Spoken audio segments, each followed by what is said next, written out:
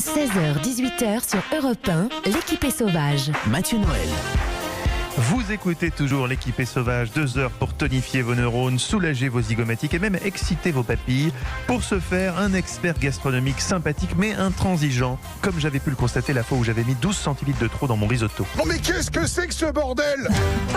Vous m'avez bien engueulé ce jour-là. Tiens, bonjour Olivier Pouls.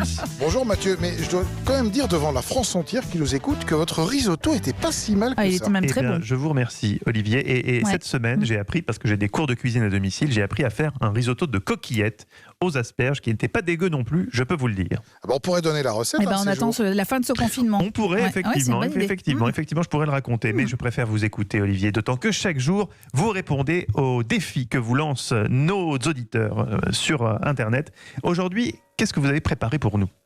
Eh bien, c'est le défi de Marie qui m'envoie la liste d'ingrédients suivants qu'elle a dans son frigo. Elle a du filet mignon, alors j'imagine de porc. Elle a un peu de tapenade et elle a des tomates séchées. Et en y réfléchissant bien, je pense avoir trouvé une recette pas mal, et tellement pas mal que dès que je vais avoir l'occasion de sortir, j'irai chercher ces ingrédients et je vais me la faire moi-même, figurez-vous. À ce point-là, donc c'est prometteur. En quoi ça consiste ? Ah oui. Ouais, allez-y, allez-y. Ouais. Alors écoutez bien ce qu'on va faire. On va. Alors ce qu'il faudrait rajouter, c'est soit une ou deux biscottes ou un petit peu de pain qu'on aurait fait griller. Alors je pense qu'on a tous un peu de pain quand même qui traîne à la maison, parce qu'on va faire une croûte de tapenade et de tomates séchées. Alors comment on va procéder ?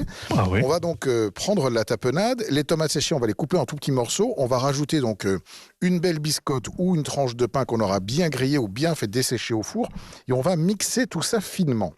Cette jolie petite préparation, ça va avoir la texture un peu d'une crème, voyez-vous. Eh bien, on va en tartiner généreusement notre filet mignon tout autour, et on va ensuite mettre notre filet mignon à cuire dans le four. Alors, on commence avec un four chaleur tournante classique à 180 degrés pendant 12-15 minutes. Alors, ça dépend un peu de la taille, évidemment, du filet mignon, hein, s'il est petit ou gros. Et puis, à la fin, sur les dernières 2 minutes, on va mettre un petit coup de grille de manière à faire croustiller, en quelque sorte, cette petite croûte parfumée à la tapenade et aux tomates séchées. Ça a donné un côté un peu provençal. C'est pas mal. Et puis, je pense qu'accompagner ça simplement de ce qu'on va trouver dans les placards, hein, un peu de riz, quelques pâtes, ça devrait être pas Ouais, mal. moi, je tenterais bien aussi, tiens. Et vous Avec la un voyez, petit filet d'huile d'olive en plus. Voilà, un petit filet d'huile d'olive à la fin, mais vous voyez bien le petit goût tomate séchée tapenade avec la viande qui reste moelleuse tout à au fait. milieu. Ça me fait presque saliver, figurez-vous.